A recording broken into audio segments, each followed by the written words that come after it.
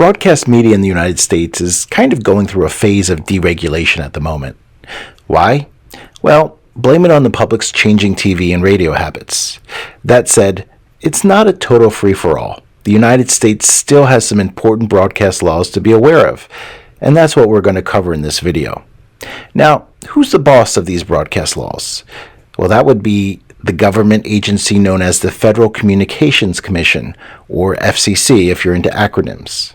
They're the ones keeping an eye on CBS, NBC, ABC, Fox, and your favorite AM/FM radio stations. Oh, and they also keep an eye on cable TV and satellite radio, but not as much as they do with good old broadcast TV and radio. See, since you got to pay for cable and satellite, it's like inviting them into your house, so the FCC is not as in your face about regulating them. On the other hand, when it comes to streaming services like Netflix and internet video platforms like YouTube, the FCC is completely hands-off. But guess what? Streaming and the internet are the most popular way Americans watch TV now. So the FCC is slowly loosening up its rules for traditional radio and TV stations, tossing out rules that feel kinda outdated. Still, broadcast media continues to be more regulated than your typical print media or online stuff. Why? Blame it on scarcity. You can start a blog or print a magazine without much hassle, but not everyone can run a radio or TV station. Airwaves are like gold, limited and regulated. Ever wondered why FM radio stations hang out between 88 and 108 megahertz? Because of limited bandwidth. And here's a fun fact. Broadcast law didn't exist until the 20th century. Why? Because radio and TV weren't a thing until then. The sinking of the Titanic in 1912 got people thinking about the need for radio laws. That's right, the Titanic wasn't just a popular movie starring Leonardo DiCaprio. It was a real-life tragedy, and it was blamed partly on the lack of effective radio communication between ships.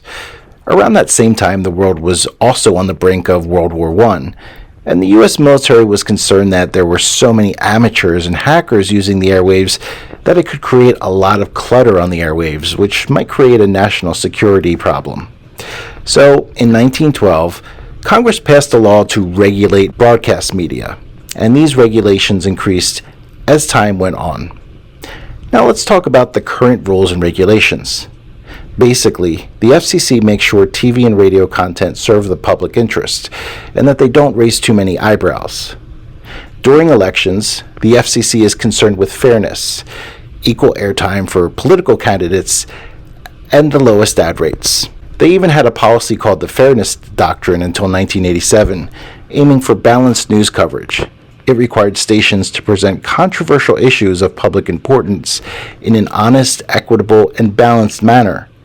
But this policy vanished after Congress voted to eliminate it, and some say that's why TV news got a bit wild and biased. Another way the FCC tries to serve the public interest is by making TV and radio part of the emergency alert system.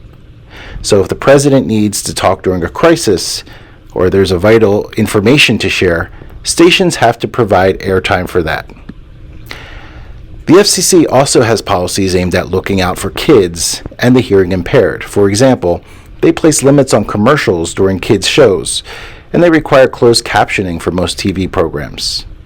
The FCC also tries to ensure stations keep it clean during certain hours when children might be tuning in. That means no indecent, obscene, or profane stuff is permitted during those kid-friendly hours. Violators of this policy can face penalties. For example, after the Super Bowl halftime show in 2004 with Justin Timberlake and Janet Jackson's infamous wardrobe malfunction, fines skyrocketed. But TV networks eventually fought back. They argued it was unfair for the FCC to fine them large sums of money for unexpected things that happened during live broadcasts, such as a person dropping the F-bomb. For example, I know you were frustrated at how the officiating went down the stretch there, but you guys pulled it out and was a big win. David Stern wonder why the league is losing money. That's why people pay good money to come watch these athletes play, and they try to take over the fucking game. Shaq, we're on live. I know. Let me ask you this.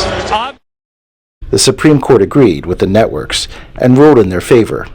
As a result, the FCC lost much of its power to impose fines, and hasn't attempted to find a station in a long time. So now, TV stations will regularly show sex scenes and vulgar language in TV shows that they probably wouldn't have dared show 20 years ago.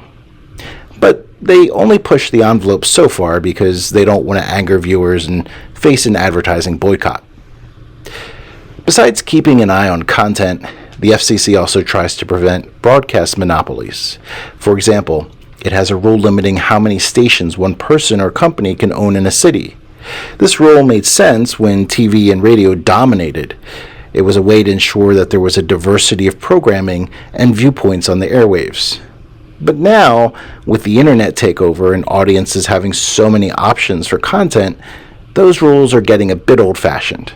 So the FCC is expected to ease up on that rule. Well, that's the lowdown on broadcast law in the United States. In summary, things are changing, and the FCC is trying to keep up. This has been Professor Grabowski. Thanks for tuning in.